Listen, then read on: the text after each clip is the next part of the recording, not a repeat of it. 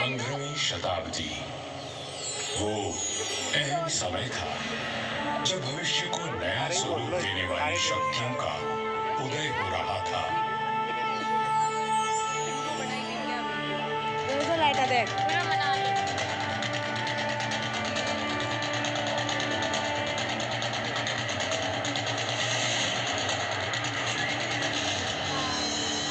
लोधी राजवंश ने दिल्ली की गद्दी संभाली। मध्य एशिया में बाबर का जन्म हुआ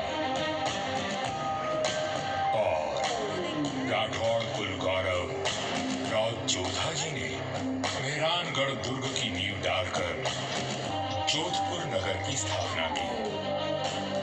1459 ईस्वी में बना मेहरानगढ़ उत्तर भारत की राजनीतिक सरगर्मियों का साक्षी भी रहा और केंद्र भी। जोधपुर के आकाश में राठौड़ राजवंश का तेजवान सूर्य दमका, जिसका उदय मंडोर में हुआ था। मेहरानगढ़ की उत्तर पश्चिम दिशा में करीब 9 किलोमीटर का फासला तय करेंगे तो मैं अपने बचे हुए अवशेषों के साथ आपका स्वागत करूंगा। मैं किला हूं मंडोर का। मैं इतना प्राचीन हूं कि मुझे किसने बनवाया, कब बनवाया, ये किसी को भी याद नहीं।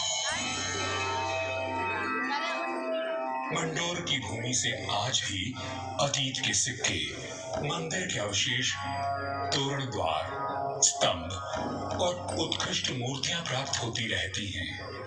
मंडोर संग्रहालय में प्राचीन भारत के सभी प्रतीकों को सहेज कर रखा गया है, ठीक वैसे ही जैसे मैंने अपने जीर्ण अवशेषों में अनेकों गाथाएं संभाल रखी हैं। अरावली की पहाड़ियों से घिरा मंडोर नगर मांडव्य ऋषि की तपोभूमि था और इसका प्राचीन नाम मांडव्यपुर था। महाभारत काल में यहाँ नागवंशियों ने राज किया और फिर गुप्त वंश ने इसे अपने बाहुबल से जीता। चौथी व छठी शताब्दी में हूणों का आगमन हुआ तथा परमारों ने इनके वैभव को बढ़ाया। मारवाड़ का विस्तार सबसे अधिक परमारों की समयावधि में हुआ और उस समय मारवाड़ को नवकोटि मारवाड़ भी कहा जाता था। तो 7वीं शताब्दी में प्रतिहारों ने यहाँ अपना साम्राज्य स्थापित किया और यहाँ के वैभव को बढ़ाया। मेरे साथ चलिए उस बीते हुए काल में जब यहाँ तलवारें खड़कती थी, रणभेरी और नगाड़े कंपायमान होते थे, वीर ओंकार भरते थे और रणबांकुरों के जय घोष से आकाश गूंज उठता था।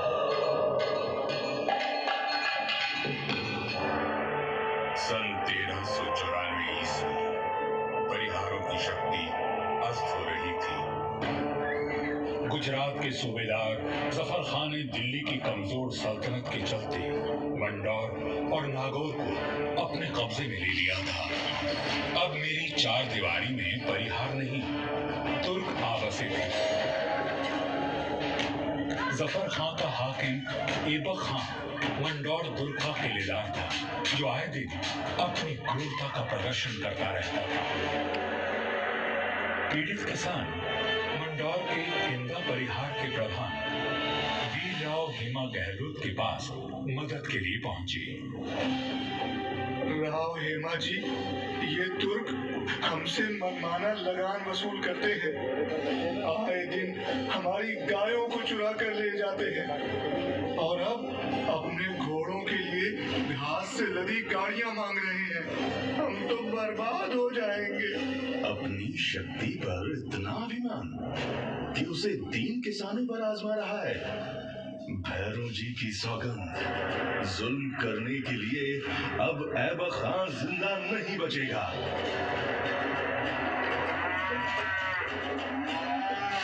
शक्तिशाली शत्रु से लड़ने के लिए बल और बुद्धि से वार करने की योजना बनाई गई। घास की कई 100 गाड़ियां तैयार की गई और हर गाड़ी में हथियार लिए योद्धा चुप कर बैठ गए। गाड़ियां जैसे ही किले के भीतर पहुंची, क्षत्रियों ने नारा लगाया, आयो लड़ो फतेह कर दो, आयो लड़ो फतेह कर दो।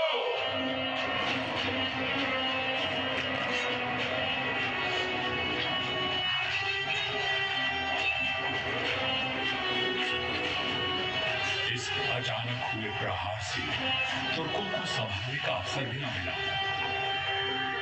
वीर हेमा गहलोत, समर शूर राव चुंडा राठौड़ और मारवाड़ के वीरों की प्रतापी तलवारें लहराई तो शत्रुओं के सिरों के ढेर लग गए।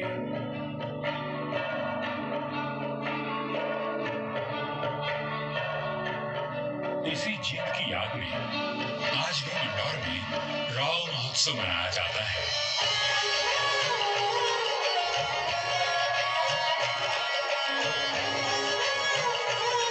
हर वर्ष होली के दूसरे दिन निर्भीक, साहसी हेमा गहलोत और सभी वीरों को याद किया जाता है और बाबा भैरवनाथ जी की पूजा की जाती है, जिनके आशीर्वाद से वीर विजय हुए थे। मंडौर विजय के बाद भी इंदा परिहार का मन अशांत था, क्योंकि ये नगर शत्रुओं से घिरा हुआ था। तब उन्होंने शक्तिशाली राठौड़ वंश को राज सौंपने का निश्चय किया। इंदा के मुखिया राय धवल ने अपनी पुत्री का विवाह राव चुंडा से करवाया और दहेज में मंडौर का दुर्ग दे दिया गया। राव हेमा गहलोत ने राव चुंडा का राज तिलक किया और भाटों में मंगल गान गाया।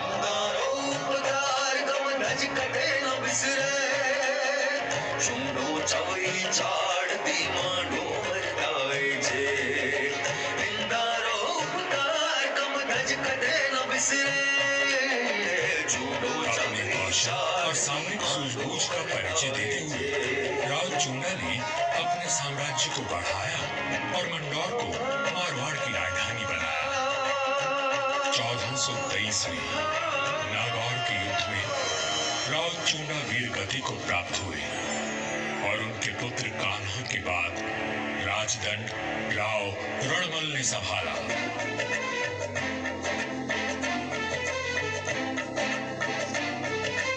मारवाड़ और मेवाड़ में घनिष्ठ संबंध थे, परंतु मेवाड़ नरेश राणा कुंभा के कान भरने लगे।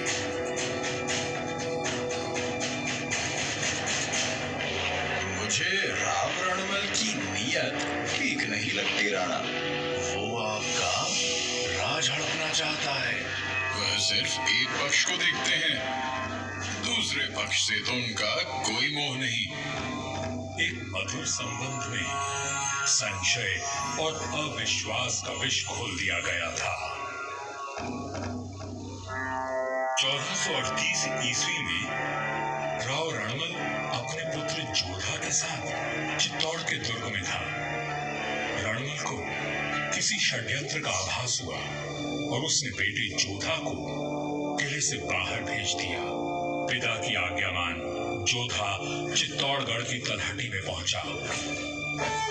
तभी एक डोम ने जोधा का ध्यान खींचा, जो एक दोहा गा रहा था।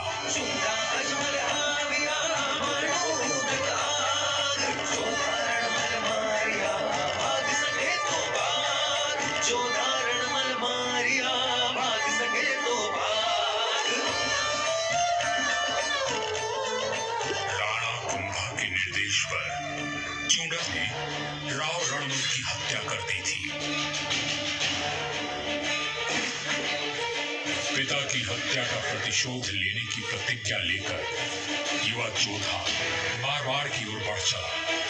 परंतु चूड़ा उसका पीछा करता रहा। वह राणा कुंभा का ताऊ था और मारवाड़ का पुराना बैरी। काल बनकर मेवाड़ की विशाल सेना जोधा के पीछे पड़ी थी और वीरों का वंशज अपने 700 स्वामी भक्त लड़ाकों के साथ उनसे जूझ रहा था। विपत्ति के हर बवंडर को साथ कर जब जोधा मंडोर पहुंचा तो उसके पास केवल 7 सैनिक बचे थे, पर चूड़ा यहाँ भी आ पहुंचा।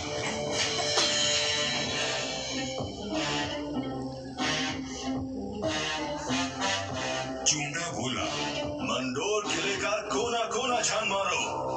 रणमल ने मेरे भाई राघव देव को मरवाया था, मैं उसके वंश का नाश कर दूंगा। हुजूर, जोधा जांगलू प्रदेश की ओर भाग गया है, आप कहें तो उसका पीछा करें। रहने दो, वहां रेतीले टीलों में भटक कर वो खुद ही मर जाएगा। तुम राणा कुंभा के पास संदेश भिजवाओ, मंडोर पर अब हमारा राज है। पिता की निर्मम हत्या की पीड़ा और राज खो देने का अपमान लिए जोधा भटक रहा था। हर ओर शत्रु घात लगाए बैठे थे, पर जुझारू जोधा ने आस और विश्वास नहीं खोया। 15 वर्षों तक संघर्ष और अथक प्रयास करने के बाद जोधा ने दुर्भाग्य को जीत लिया। चूंडा की मृत्यु हो चुकी थी और मंडोर को राज जोधा ने फिर से जीत लिया था। समय बदल रहा था और देश पर विदेशी आक्रमणकारियों का संकट घिराया था। ऐसे में एक दूसरे से लड़ने के बजाय मारवाड़ और मेवाड़ ने संधि कर ली। पर दूरदर्शी राव जोधा को कोई चिंता खाए जा रही थी और उस चिंता का कारण मैं यानी मंडोर का दुर्ग था। किस सोच में डूबे हैं राव जी? अपने आसपास देखो, क्या दिखता है? आकाश, जंगल, पहाड़ियां।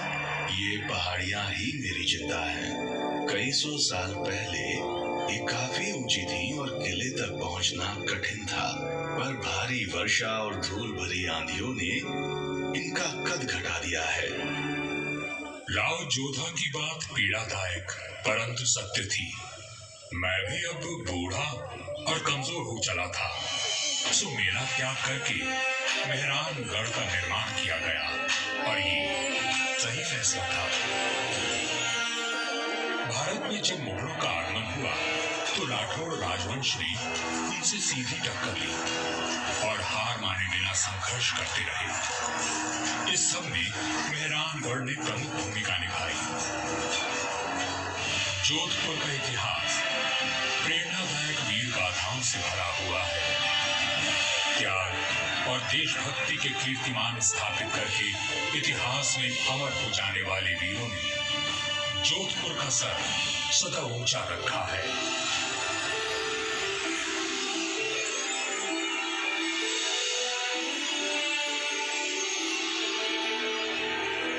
इस धरती पर जन्मे सपूत अपनी भुजाओं में इतना बल रखते थे कि मातृभूमि की रक्षा कर सके। तभी इनकी छत्र छाया में इनकी प्रजा सुखी और समृद्ध हुई। पर ये बात कम ही लोग जानते हैं कि फौलादी सीनों में कोमल भावनाओं का भी वास था। राजधर्म का पालन करने वाले तलवार के धनी इन रणधीरों के मन में नवसृजन और कला के प्रति प्रेम भी बसता था, जिसका प्रमाण आज भी उपस्थित है और इस धरती का सौंदर्य बढ़ाता है। महाराजा अजीत सिंह जी को उनकी सृजनात्मक ऊर्जा और निर्माणों के लिए याद किया जाता है। उन्होंने देवी देवताओं की साल, अजीत पुल, मय पुल और एक खंबा महल बनवाया एवं भेरू बावड़ी और भेरू मंदिर का जीर्णोद्धार करवाया। उन्होंने अपने पिता महाराजा जसवंत सिंह जी के भव्य देवल का निर्माण भी करवाया, जिसके विशाल स्तंभों एवं गर्भगृह का अलंकरण दर्शनीय है। सभा मंडल का दृश्य पौराणिक आख्यानों का स्पष्ट दर्शन देता है। प्रस्तरों पर उत्कीर्ण भाव भंगिमाएं शिल्पकला का श्रेष्ठ उदाहरण है। महाराजा जसवंत सिंह जी द्वितीय ने मंडौर को दर्शनीय बनाने पर विशेष ध्यान दिया। उन्होंने मंडोर बाग में 100 से अधिक प्रजाति के वृक्ष लगवाए, जो उद्यान की अहमियत को और अधिक सुंदरता प्रदान करते हैं।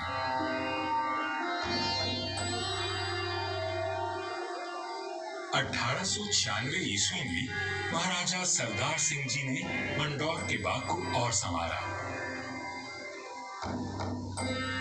महाराजा उम्मेद सिंह जी के समय 1923 और 1947 के बीच मंडोर उद्यान को आधुनिक रूप देने हेतु कई कार्य करवाए गए, जैसे नागादरी नहर का जीर्णोद्धार, देवलों व महलों के पास सुंदर बाग विकसित किए गए। इसके साथ ही 4 दीवारी व दोनों मुख्य द्वारों का निर्माण हुआ। मारवाड़ नरेश राव गांगा राठौर जी ने कहा था, नाम तो गीतड़ा या भीतड़ा सूर्यवैर। युगों तक मनुष्य की ख्याति या तो साहित्य सृजन से अथवा बड़े बड़े निर्माण कार्यों से रहती है। राठौड़ राजवंश अपने पराक्रम और निर्माण के लिए अमर रहेगा। मंडौर में स्थित थड़ों एवं देवलों पर बनी अद्भुत मूर्तियां शिल्पकला की नायाब मिसाल है। मारवाड़ के सर्वाधिक शक्तिशाली नरेश राव मालदेव जी से लेकर महाराजा अजीत सिंह जी के देवल आज भी सुंदर नक्काशी एवं बेजोड़ वास्तुकला की छाप छोड़ते हैं।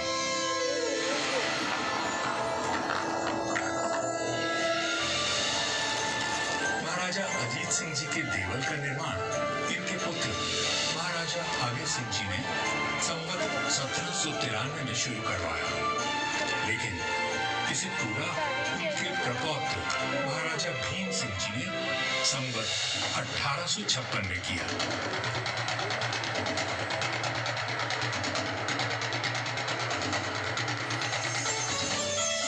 यह राजस्थान की समस्त देवलों में न केवल भव्यतम है, बल्कि अपनी कलात्मकता को सहेजी तत्कालीन शिल्पकला का विलक्षण उदाहरण है। 4 भव्य द्वारों एवं 4 सभा मंडपों से सज्जित यह देवल शैव धर्म की महत्ता को दर्शाता है।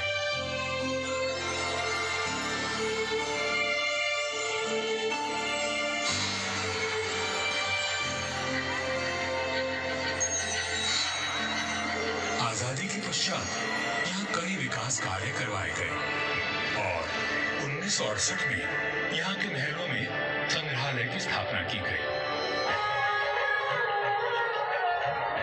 यहाँ जन्मे वीरों और स्वामी भक्तों की मिसाल युगों तक कायम रहेगी। जब वीरपुरी और नागपंचमी को यहाँ विशाल जनसमूह उमड़ता है, तो आज भी हमारे आत्मीय संबंध जीवंत हो उठते हैं। उनकी आंखों में उमड़े प्रेम और श्रद्धा को देखकर मन भाव विभोर उठता है। सदियों के संबंध आज भी अटूट हैं। मुझे तो समय की आंधी ने नष्ट कर दिया, पर मंडौर के देवल, मंदिर, छतरियों और बाग को संभाल कर रखना इस पीढ़ी का कर्तव्य है।